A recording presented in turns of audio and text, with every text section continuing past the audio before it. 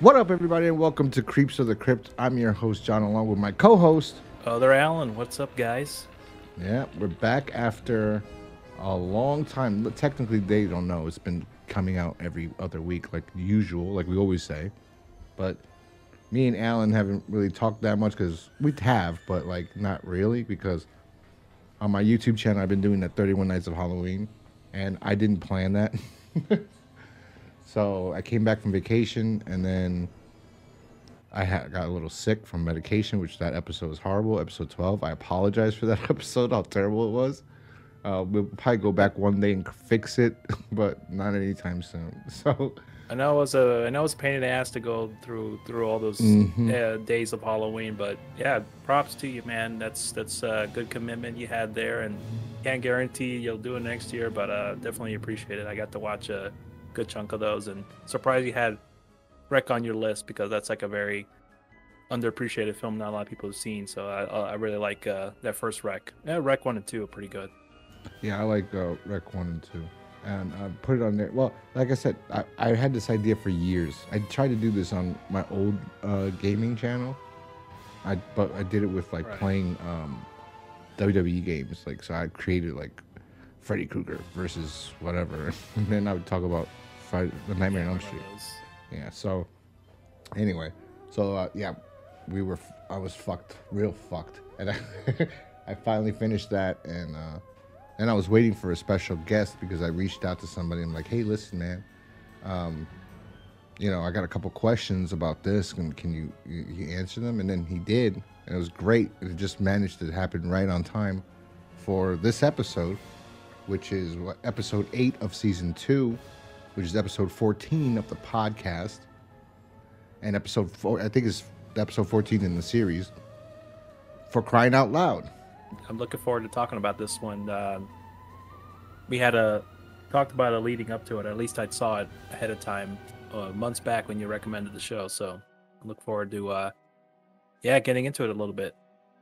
Yeah, for Crying Out Loud, it was released on May 22nd, 1990, and directed by Jeffrey Price, written by Peter S. Seaman and Jeffrey Price. And I looked up Jeffrey Price. He's not a director. He wrote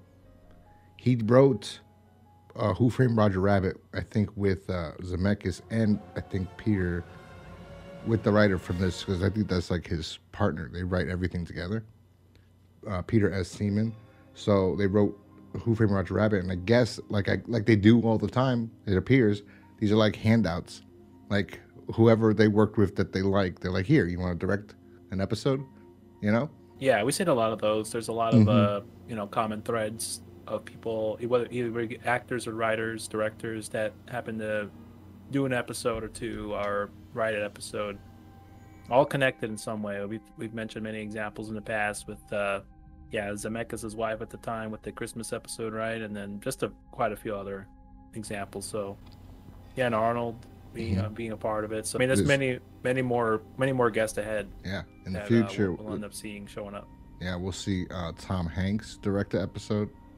He's also stars in the episode, and he doesn't star, but he's in an episode. A good episode. I like that episode.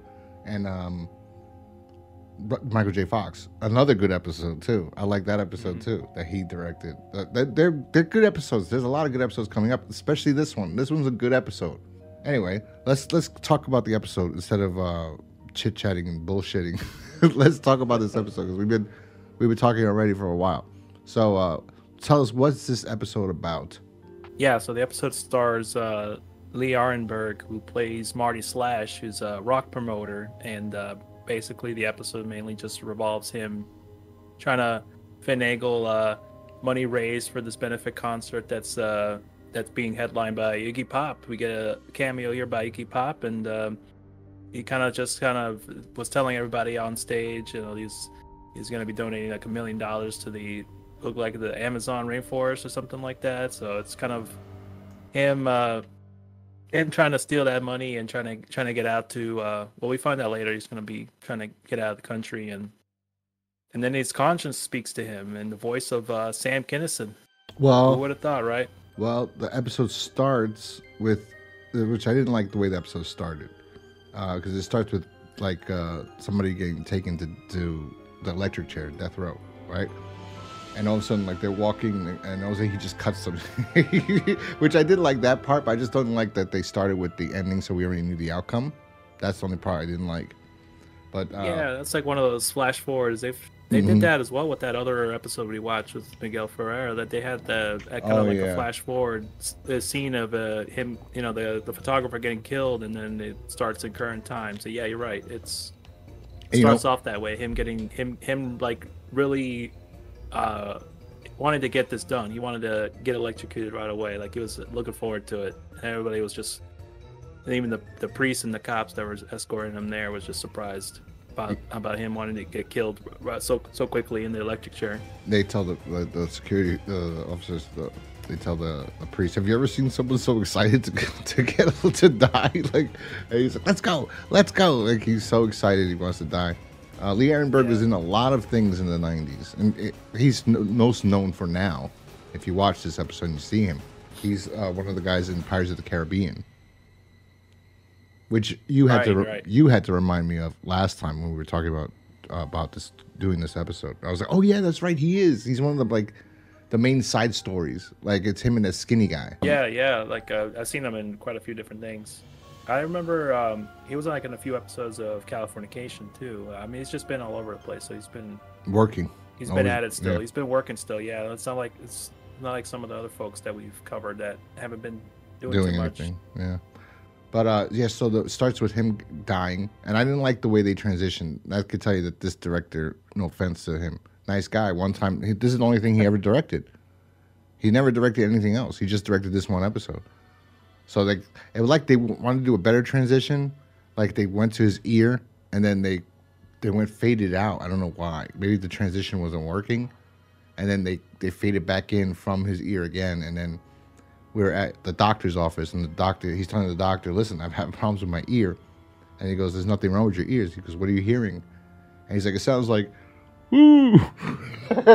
It sounds like someone's getting muffled. Yeah. So it's just like our test calls earlier today. Yeah. When you were playing audio. It sounded like the audio was being muffled. It's like something in his head was trying to speak out loud, trying to get to him. Mm-hmm. It was like,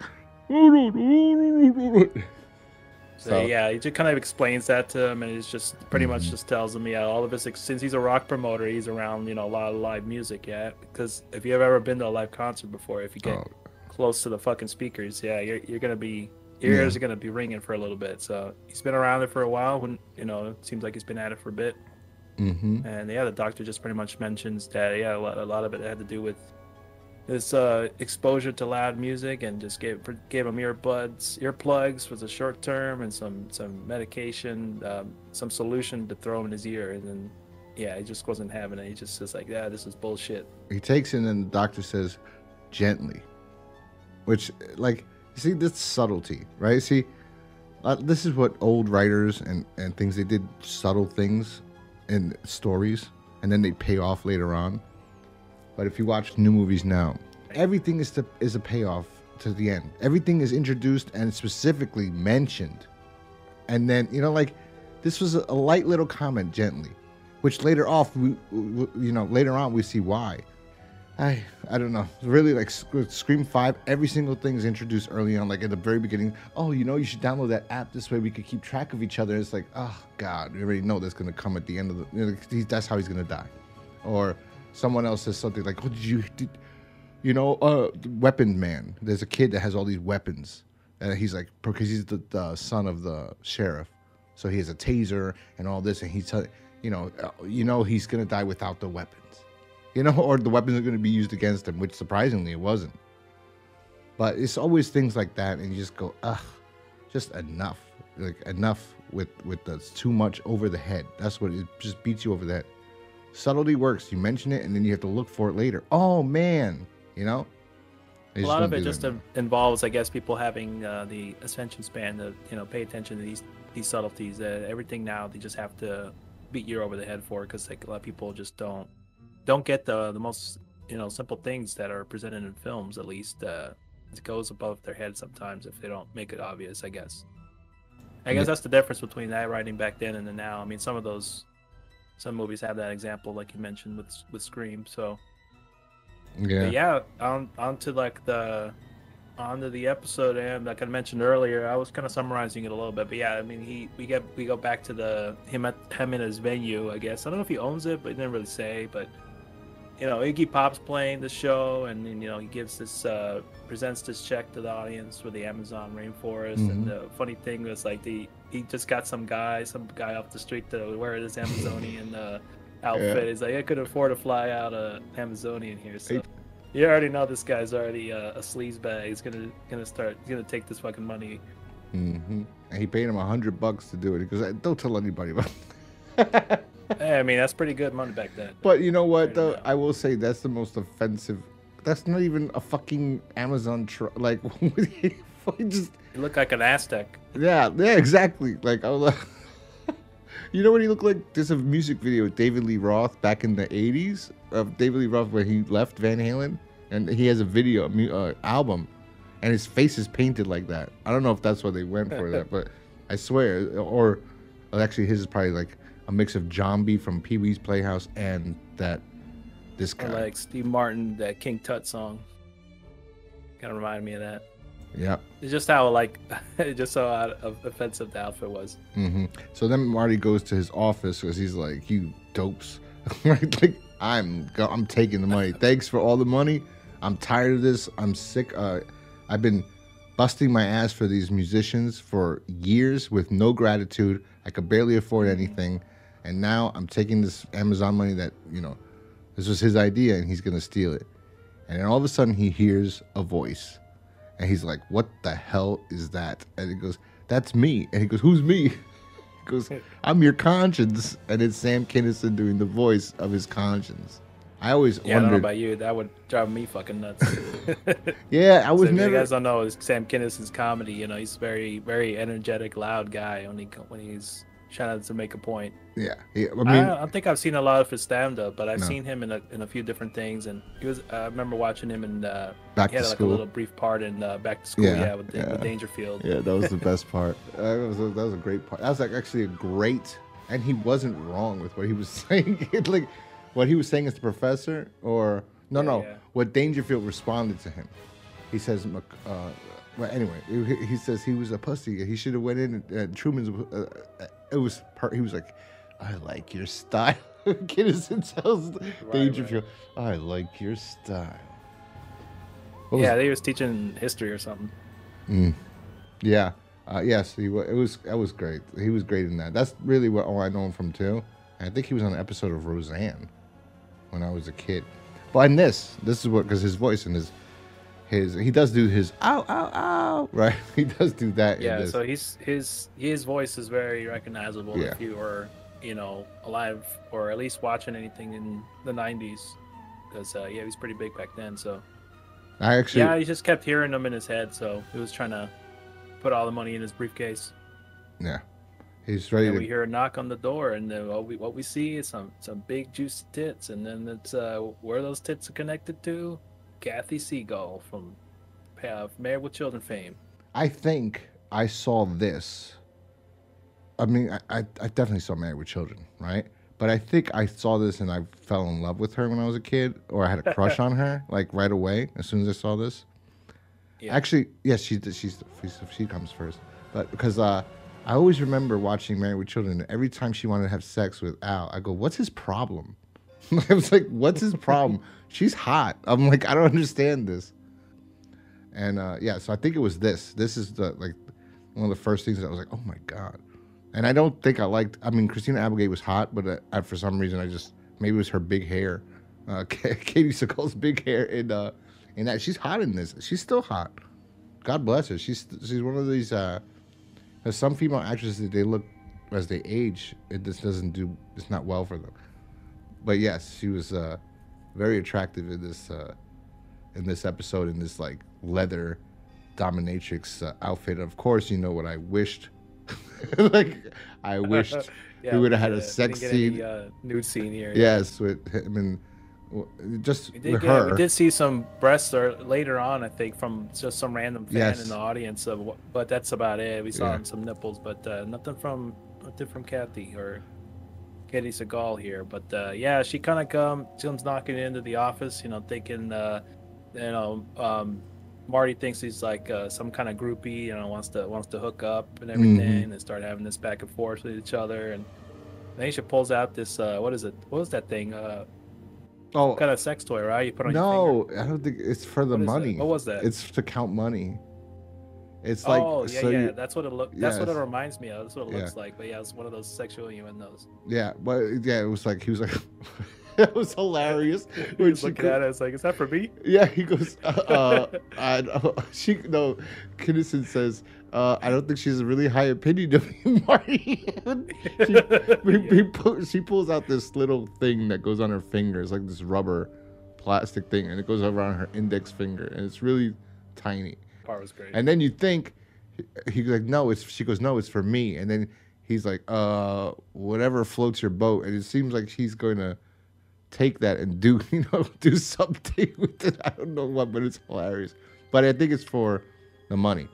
And because you find out right after, she goes, I'm your banker, idiot. Don't you recognize me? And then she pulls out the wig, and you see her beautiful red hair, and she puts on her dorky glasses, and he's like, oh my God, if I knew you looked like this, or you could look like this, I would have been nicer to you.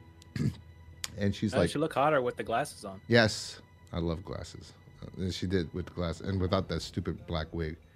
She looked gorgeous in this episode. But yes, and then You're right. So they call it like a plastic round sponge finger. I guess they use fingertip moistener. I guess they use that for counting money, right?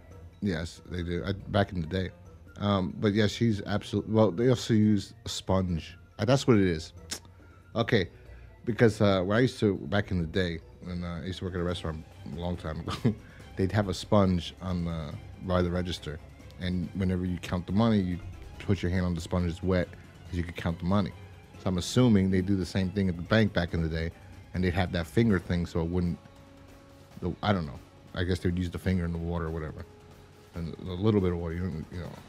But yeah, she's so hot in this episode, especially with what she's wearing. Oh my God, I mean, yeah, it's like this leather like corset or something thing she's got going on here. She was like, if her husband wasn't the writer of Sons of Anarchy, I think she could have got cast if she just showed them this, just like this is what I look like, and I could still rock this, and I could be. She was great in that show too, Sons of Anarchy. That was a good show. I don't remember, because I saw it when it aired originally, and I only saw 4 seasons, but that was a good show. But yeah, no, she was good. She was a pleasant surprise to see her on this show. I mean, we've seen so many different actors from that time period, so it was good to see her because she was pretty. I mean, I forgot what year Married with Children came out, but yeah, I mean that show was pretty big in the 80s too. Yeah, she still looks the same as she did back then. So yeah, you're right. I never understood why Al never wanted the bangers. So. Yeah, I think it might have just been the hair and the. I think the bonbons, I guess. I think Married with Children was 87 or 86 because. So it's right off the right off that time then.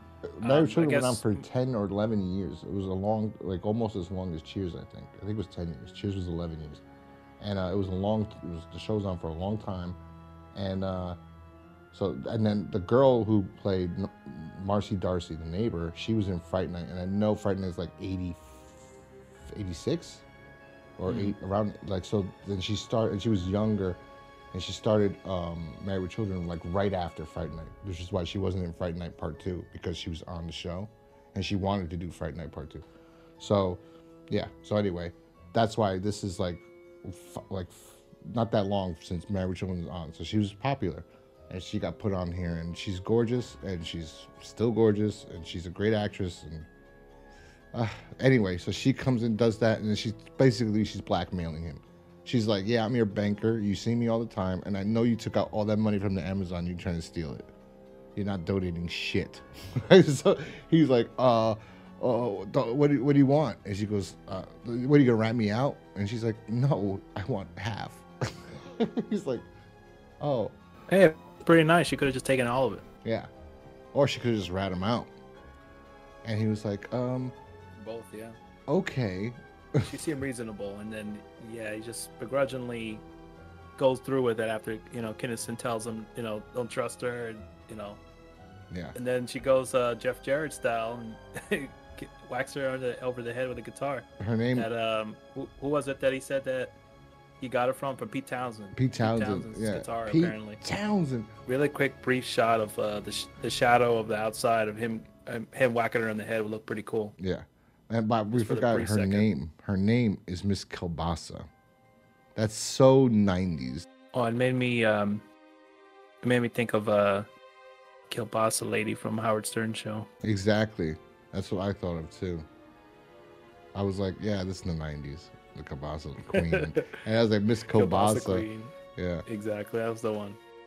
And then every time he's doing something, I'm in the room because you could see from the stage, right? If you're in the audience, I don't know how no one saw this. I guess Iggy Pop is that great.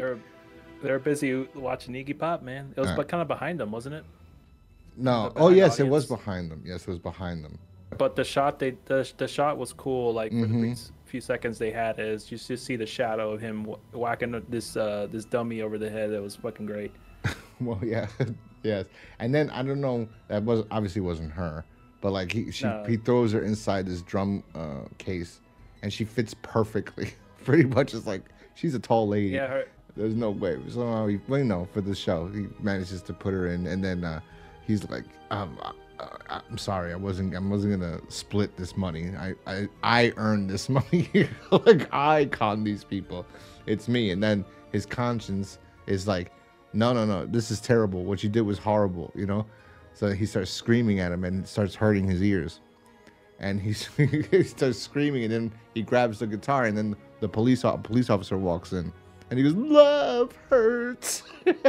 And the cop's like looking at him like, what the fuck are you doing? I'm getting so many complaints about this stupid fucking show you're doing, which I think he owns his spot or he rents it. He's just a promoter, so he probably just gets bands to constantly come in. It's his little spot. You know, I used to go to Asbury Park or places to fucking see bands. And you'd always go to these random fucking hole in the walls. And this is what it is a hole in the wall. Yeah, it reminded me of this place that's closed down in Vegas, too. It was called the Bunkhouse. So it was kind of like they rented out this kind of empty space here where they do shows. But it was near like houses and apartments, so I can see how depending on how loud it gets, he'd probably be getting a lot of noise complaints. So the cop tells him lower the fucking music or I'm gonna fucking shut everything down. So he lowers the music and Kinison's his conscience is going crazy and screaming louder and louder and it's really hurting his ears. And by the way, his conscience told him, I've been trying to get through to you for 38 years earlier. Like, so he's been living his life like without nothing, just living probably an immoral life, technically, you know? That was the point, yeah. It's like supposed to be his like literal conscience, so God damn. God bless him, yeah, trying to suppress it. If it was Kinison talking to you. Yeah, and Lee Arenberg does a fantastic job. Oh my God. This is what I'll tell you one problem I have. Roaches and fucking anything with your ear. I don't know what it is. Oh, yeah. I hate seeing anything being done to the ear.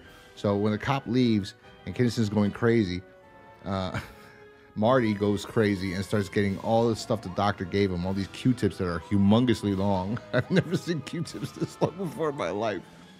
And he starts putting, looks like tar. I can't imagine. That's some weird shit that he gave him. They look like oil or something. Yeah, and so Marty starts shoving them in his ear violently. So violently, and he does a great job making these facial expressions because all his facial expressions are on point in this entire episode. Even to when when he sees Katey Sagal's titties too. In the beginning, he's like, like he's perfect. That's like our reaction when I saw that. Exactly. When I saw him come through the door. Yeah, when I saw his title, I was like, what? I remember as a kid too. Imagine, like, oh my goodness, what are those? Yeah. So cleavage on this episode. Yes. So then he leaves. He's like, he grabs a fucking, he goes to grab a pencil to shove in his ear. I do know people who use like keys on their ears to clean their ears. I have never heard of that. Well, I'm not saying I know a lot of people. I know one person who does this. That's psychopath tendency. Watch out for that person. Yeah, but they don't jam it in. Tests, but they never really work for me. I just flush it out with water. I got this this device that shoots water in your ear. find it pretty easy to use. It gets everything out, flushes it all out. One of the things I hadn't noticed when I watched this episode originally, we'll get to it because this is like the next scene after after he jams the pencil in his ear, is that I was left wondering why was everybody looking at him all Oh weird, yes. like, and then but you notice it when you watch it, Yes. the reveal later, and then the way they shot him at a This- certain angle, so you didn't see it. Yeah, but it wasn't shot very well because when you rewatch it, originally it is because you're looking at it, you go, but when you rewatch it, you start seeing like he's purposely hiding, like they didn't do a good job covering it without him. Like it was like it was I don't know, they didn't know to put Yeah, I the get camera. that because like You know what I mean?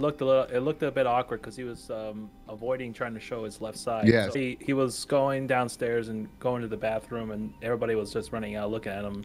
And then this chick that was pissing, I guess it was a dude that just ran out as the last person there, and Kinison goes, "Hey, yeah, sweetie, what are you looking at, Queenie?"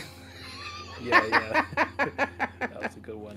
Oh And my then, god. Yeah, Kinison keeps getting louder and louder, and then tells the guy at the audio engineer to blast the music again. The cop gets all pissed off, and everyone's rocking out and everything. Yeah, because the cop is about to leave, and then he's like, he can't. He's just. And then Marty just then doesn't it want goes to up. hear the voice anymore.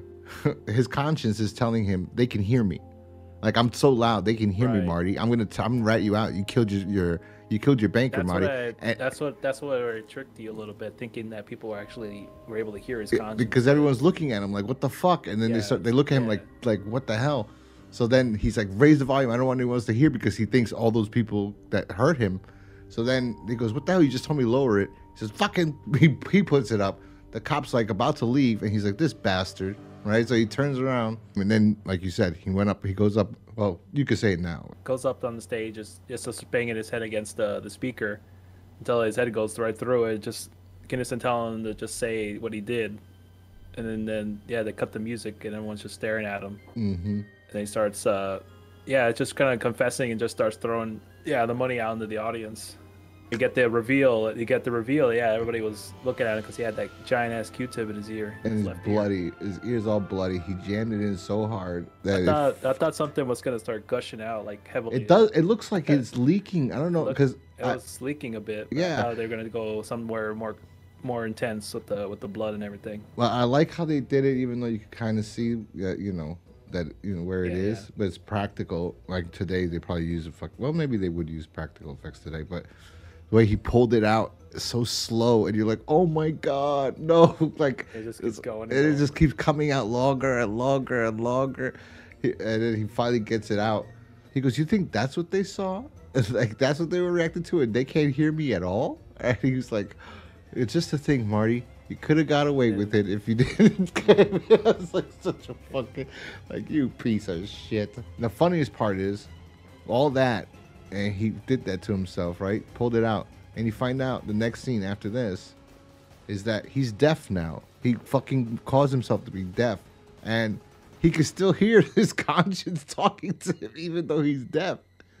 And then he's just like before he was so, even though he was doing something terrible and he murdered, a beautiful piece of woman, right? But he did something so terrible. He was happy and jovial. Like he was like, I'm getting away with this. Finally, I'm gonna live my life the way I want to live. I'm gonna get money and I'm just getting out of here. And he was happy. And then now he's just he's pale. He's ready to die, so Yeah, he doesn't have to he's- hear yeah. his conscience. So But he does, yeah. So that's you know what I would have liked. I don't know if they didn't do it, which I would have thought would have been cool. Was that after he died, he still hears the conscience talking to him. oh yeah, they could have had They coulda had going him- off going off still. Yeah, they could have had him like laying down at the thing with his eyes open still, like they kind of did, and then you just hear Sam Kinison keep talking. Hey Marty, I'm not going anywhere. Yeah, you're stuck with me for eternity, right? That would have been better. But it was good. It was a good episode. I like this episode a lot, actually. I like this episode so much so that I asked Lee Arenberg to so I asked him a couple questions. I sent him a couple questions, and he so kindly answered them for us. So here is his response to us. What's up, John? Lee Arenberg here. Marty Slash is in the house. Hello. Creeps of the Crypt. Even got the dogs barking because of it. What is going on, dude? Oh my God, dude. What a memorable thing in my career was landing that fucker, dude. Yeah. And so let's see where your questions are. I wasn't a super hardcore fan, but I was definitely aware of the original comics and the artwork of the comics, and that's one of my most treasured possessions is my Marty Slash cover they gave me for Crying Out Loud at the end. It's one of the few pieces of memorabilia that resonates still with me. Yeah, and Sam wasn't even there, dude. Never. So we had a guy, Bill Appleton, I think it's Appleton, actor, improv guy, probably a Groundlings if I remember, real quick-witted, but definitely not Kinison with the yelling. I was aware of Kinison's shtick, had never met him there, so I sort of built into my head that Screamer! Every time. And one of the key things about the ep and the way they shot it was a piece of the ear is always in the shot when you're hearing Kinison. But yeah, I met him actually later that year at the Comedy Store, and I loved him. Real cool fucker. I want to say that this was one of the only times, and maybe the only one in my Hollywood career, not on the stage, but in screen, where I was the #1 actor. So very cool experience for them trusting me. I remember the very first shot of the very first rehearsal after they cast me. It was Katey, Sagal coming to the door of Marty's office in the bustier, and the shot was kind of across her chest. And on rehearsal, I just opened the door, saw him, made a face, and looked up like a wolfy dude. And all the producers, all the bigwigs who had shown up Monday at 7 to fire me if I sucked, were in the car by 7:05. So, I feel like I'm a baller, dude. I love this profession when you get a chance to play Marty Slash and this Seaman and Price and all the people at Tales gave me a chance to do it. And it was cool. The electric chair. I'm just flashing back. Find me. Let's go long form. All the best, you guys. I'm a Marty Slash. I'm a pirate for life, yo. Peace. Big ups. Nice guy, very nice guy. Very excited about it. I think it brought back memories because he did this a long time ago. And I don't think many people are asking him about Tales from the Crypt or this character, Marty Slash. And it's interesting that the same thing happened with Leah Thompson. When we reached out to her and she commented, she seemed very happy to talk about something besides Back to the Future. I bet. That's all she gets asked about. Yeah, Lorraine. She probably had to say, maybe do you Howard think... the Duck, but who knows? Yeah, Did you fuck the duck? Did you? The Larry King question. What did you do with the duck? Why would you touch the duck? What made you think? I don't know. Oh God. Did the duck wear protection? Yeah, she fucked the duck. Most likely, she fucked the duck. I can't believe that. That was the. I think that was the assumption. Yeah. And when I saw it as a kid, that's what I took it. Yeah, but bed together. I like the fact that he said that this was his first, I think only he said that he was the lead of, that they casted him to be the lead. He said it was his first, right? Yeah. I think he says it was my only one, that he was actually the lead of, yeah. which is pretty awesome. And he did a great job. And I wasn't gonna blow smoke up his ass just because he was nice to us, but no, in general, the episode, he is great in it. And with Kinison too. Even though Kinison is normally annoying, it works so well as him being the conscience, right? So that's one of the questions I asked him. I said, was Kinison on set at all, or did somebody else read his lines for you? And he said somebody else read the lines. But that's what I figured, yeah. Yeah, he knew Kinison was, he knew about Kinison, so he knew Screamer. So That was interesting. And the Katey Sagal thing, and that's how he kept his. Well, they came to see how he was going to do. I don't think they were going to fire him. They hired him. They weren't going to fire him. There's probably just the nerves. You always think someone's going to fire you. I would assume. But if they hired him for a reason, you expect the worst when it comes to those type of things, or when you're getting on the job or whatever. Yeah, but he was great. He was the best part of this episode. I mean, since he was the lead in it, and it centered around his character, he was great. I mean, better performance than what most we get in other episodes of Tales from the Crypt that are not the best. Like you could make the example of the Till Death episode. The acting wasn't the best in that one, but with the lead actor, he was solid in this one. No, he was actor. Like I said, every facial expression, even when it was like when he was depressed when he finds out she's not there to have sex with him. She's not a groupie. She's a banker and she's blackmailing him. His facial expression is so sad. He thought she was a prostitute. Yeah, and then it went from sad. Yeah, then it went from sad to I'm gonna kill her. Like, and then you see, like, he's very, very talented.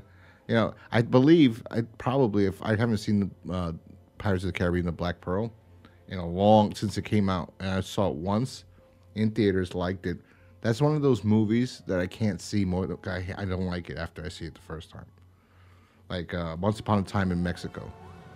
I love it. When I saw it in the theaters the first time, I can't watch it ever again. Ever. It's so boring to me.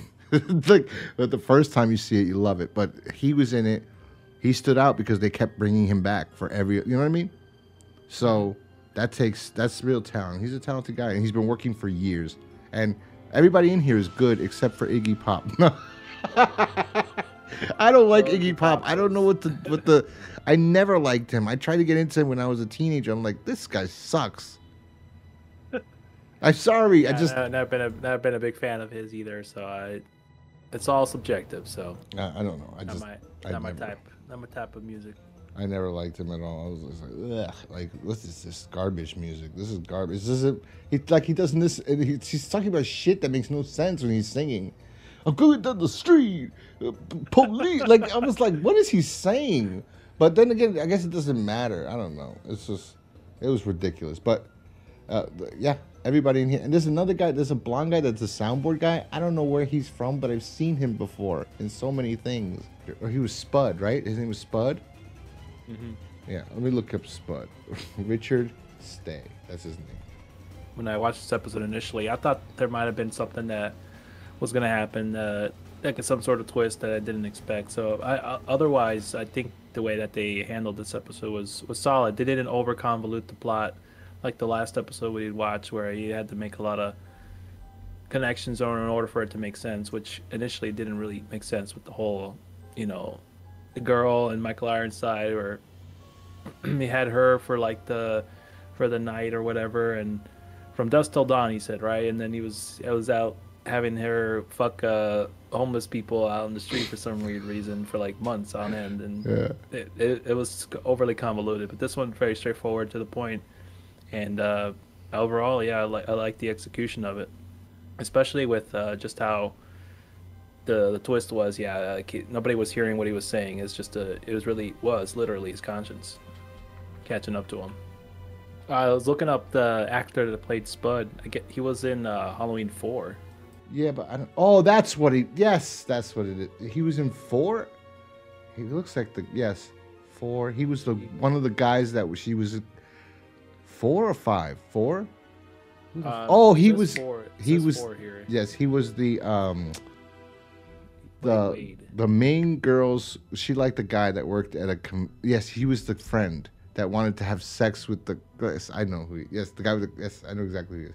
That's good. That's good to know. Thank you for finding that. Yes, I was Spud. That's why I'm like, I know him. Yes, from Halloween 4, exactly. Okay, so the main girl in there is not Laurie. Jamie Strode has a cousin or adopted sister, older sister. I forgot her name. She has a boyfriend that works at this convenience store.